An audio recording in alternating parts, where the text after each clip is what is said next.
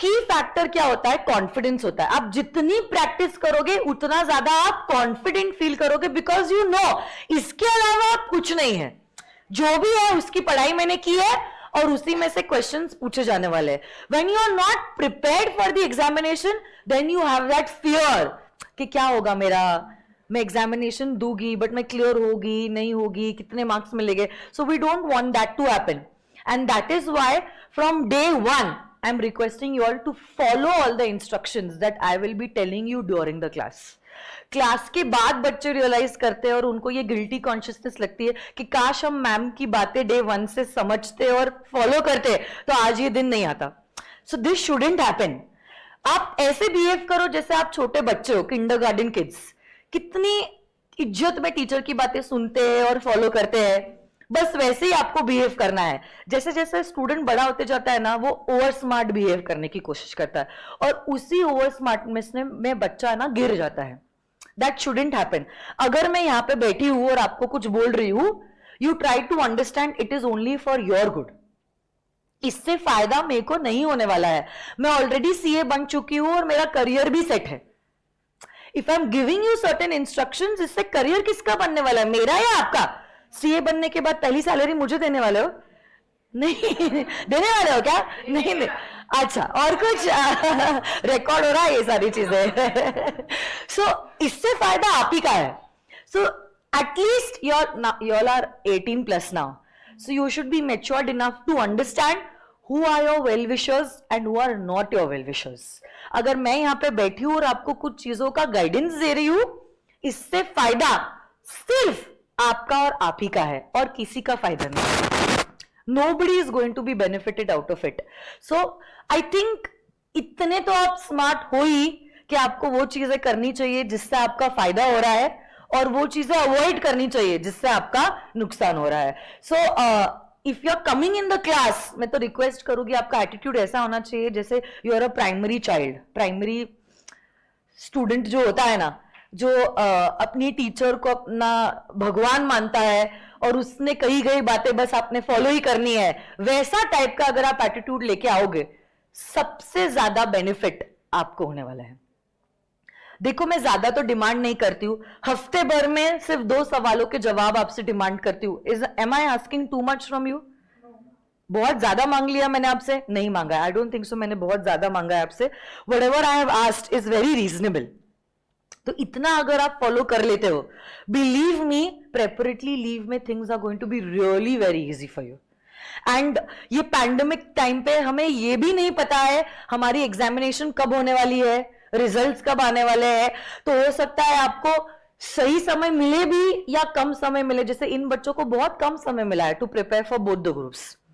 So we shouldn't be wasting even a single minute. In fact, I really appreciate every one of you all who have joined the class even before the results were declared. अब आपके 10 marks का तो आपका ये Indian contract act है, वो तो आपके हाथों में ऑलरेडी पक्का हो चुका है।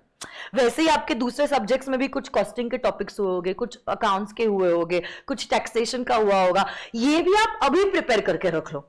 Don't wait for the classes to come to an end and then to start with your self study. Class के साथ साथ ही जितना आपका होगा उतना ही बेनिफिशियल आपके लिए रहेगा। बिकॉज अगर आज मैंने आपको कुछ पढ़ाया है, वो टॉपिक को रिवाइज करने के लिए आपको 10 मिनट लगेंगे, बट वही टॉपिक अगर आप 3 महीने बाद क्लास खत्म होने के बाद रिवाइज करोगे, जितना समय मेरे को क्लास में लगा है उतना ही समय आपको घर पे लगेगा। सो जरूर, आई नो अभी तो खैर इतना हेक्टिक नहीं है आपका शेड्यूल, बट फुल फ्लेज जब क्लासेस शुरू हो जाएगी, your classes and your day is going to be really hectic. Okay, this is the truth. मेरे को ऐसा भी नहीं करना आपको झूठी बातें देके तसल्ली देना है, जो भी है मैं सच बोलूंगी। Your days are going to be really very hectic, but now कुछ ही समय के सैक्रिफाइसेस है। Once you give your inter examination, na, after 3 years you have your final examination. So that time is going to be a really very chill time.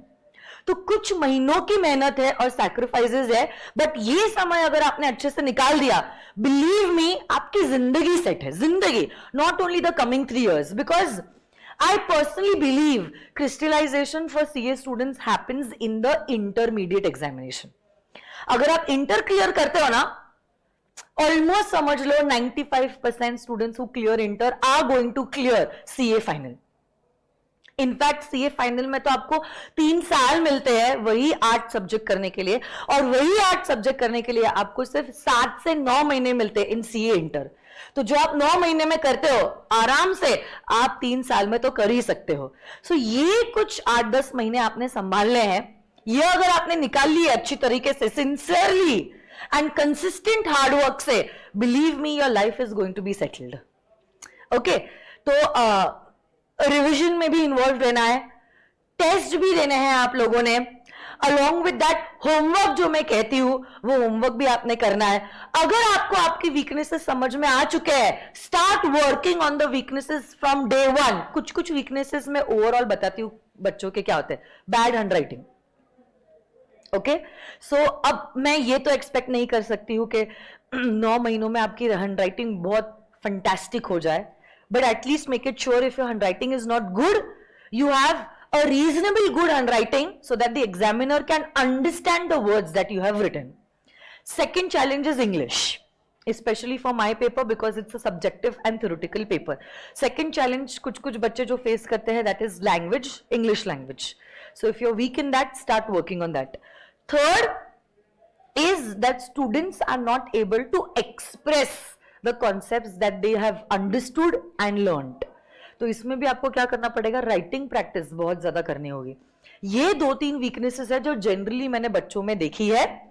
तो अगर आपको लगता है इसमें से कुछ आपकी वीकनेस है, स्टार्ट वर्किंग फ्रॉम डे 1। अगर आपको पता है आपकी इंग्लिश अच्छी नहीं है, आप रीड करो हर रोज, लिखो हर रोज 2-4 पेजेस, इंग्लिश न्यूज चैनल्स देखो आप, या इंग्लिश मूवीज या सीरीज देखिए with subtitles, so that your English language automatically improves.